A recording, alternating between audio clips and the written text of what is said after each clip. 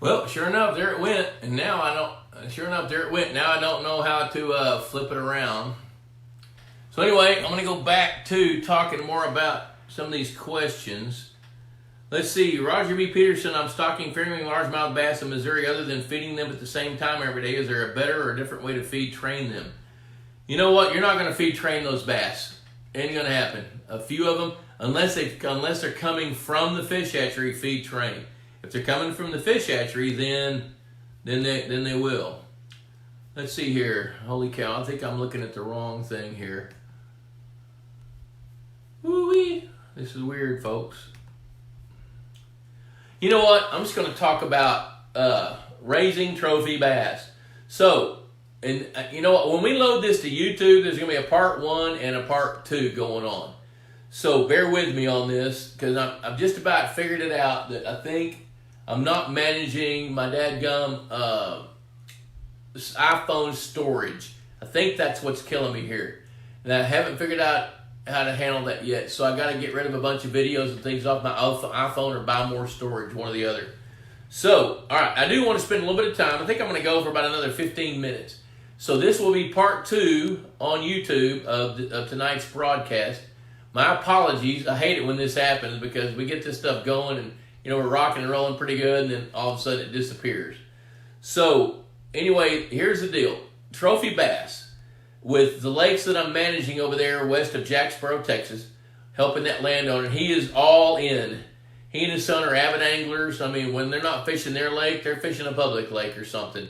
And so there's really several key components to managing that lake where we can grow some really big fish. And I'll post pictures of some big fish.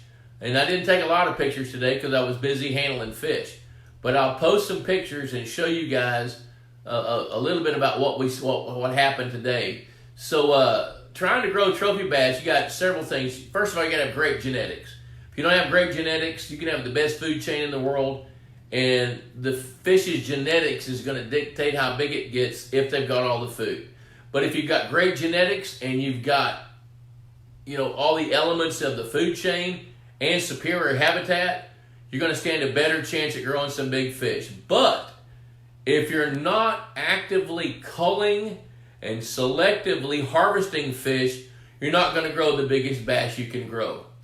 So in order to grow some really huge fish, you got to remember it takes time. You got to protect your biggest fish that are the youngest big fish.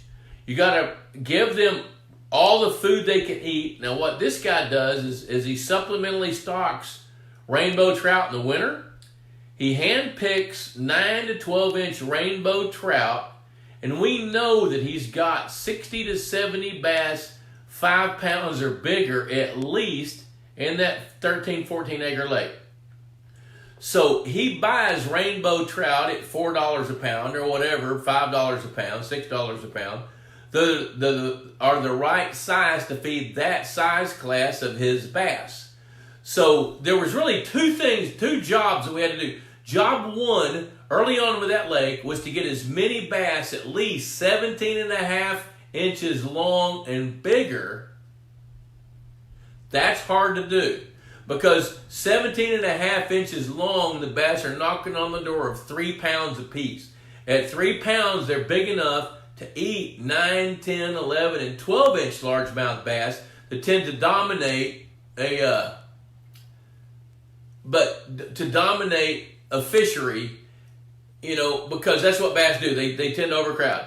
So if you can get a bunch of bass 17 and a quarter inches and bigger, they're going to help you with culling, and their food habits change. They're going to be eating those smaller bass.